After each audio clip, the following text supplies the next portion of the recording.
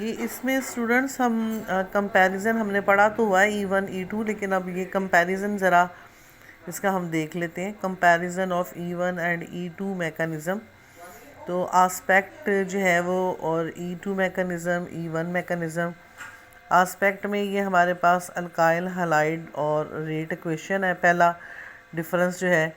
तो E2 में हमें पता है कि अल्काइल हलाइड जो है वो आपका जो है वो tertiary alkyl halide will favour more the E2 than the secondary and than the primary.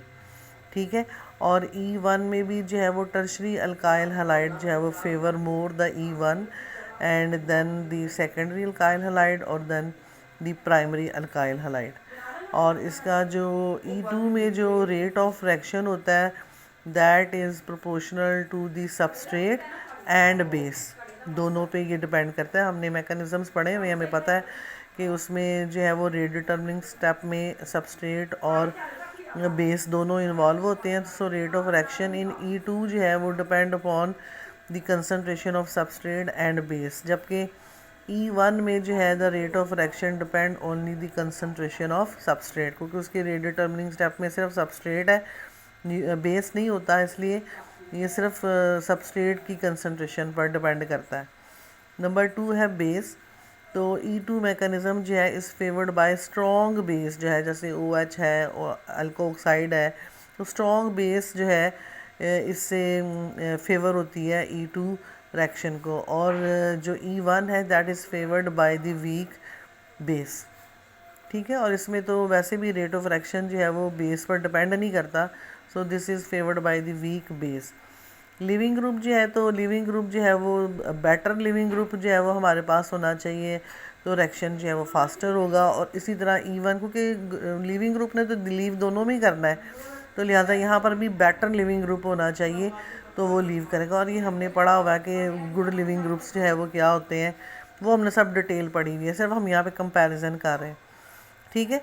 और सॉल्वेंट जो है वो E2 is favoured by the polar aprotic solvent, ये भी हमें और ये जो है E1 जो है favoured by the polar protic solvent. ये हमने सॉल्वेंट्स भी डिटेल में क्लास में पढ़ लिए हुए हैं। ठीक है। यहाँ सिर्फ हम कंपैरिजन पढ़ रहे हैं। और मैकेनिज़्म जो है वो E2 वन स्टेप मैकेनिज़्म है जिसमें ट्रांजिशन स्टेट बनती है, और E1 जो है वो 2 स्टेप मैकेनिज़्म है जिसमें आपको पता है फर्स्ट में आयनाइजेशन आपकी फर्स्ट में जो है वो आपका बेस प्रोटॉन रिमूव करता है और फिर लिविंग ग्रुप लीव करता है सेकेंड में। और यहाँ पर जो है आपकी स्टीरियो केमिस्ट्री E2 में जो है वो एंटी पेरी प्लेनर अरेंजमेंट होनी चाहिए।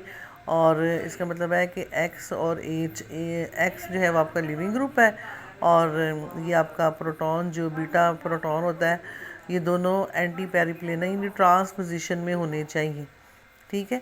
और यहाँ पर जो है वो ट्राइगोनल प्लानर कार्बोकटाइन इंटरमीडिएट बनता है, यानी पहले जो है वो आयनाइजेशन होती है, फिर आपका वो कार्बोकटाइन बनता है फर्स्ट स्टेप में। वो कार्बोकटाइन में जो है आपका जो है वो ट्राइगोनल अरेंजमेंट जो है वो होती है, वो हमने पढ़ा हुआ डिटेल में। और इसमें जो है वो प्रोडक्ट जो बनता है वो हमारे पास मोर सब्स्टिट्यूटेड अल्कीन जो है वो बनती है। अभी जो मैंने आपको रिजियो सेलेक्टिव भी बताया कि E2 इज़ रिजियो सेलेक्टिव, और इसमें मोर सब्स्टिट्यूटेड अल्कीन बनती है जो कि सेट्सफ रूल को जो है वो फॉलो करती है। ठीक है। और लेस सब्स्टिट्यूटेड जो है वो हॉफमैन में बनती है, तो ये आपकी मोर सब्स्टिट्यूटेड अल्कीन बनती है जो कि सेट्सफ रूल फॉलो होता है। ये हमने सेट्सफ हॉफमैन भी पढ़ लिया हुआ है।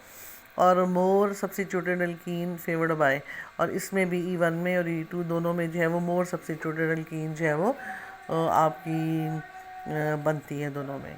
ठीक है। तो ये एक कंपैरिजन है, हमने ये सारा पढ़ा हुआ था, बस इसको ज़रा पॉइंट्स में इधर लिखा हुआ है, तो ये आप जो है वो ये भी देख लें।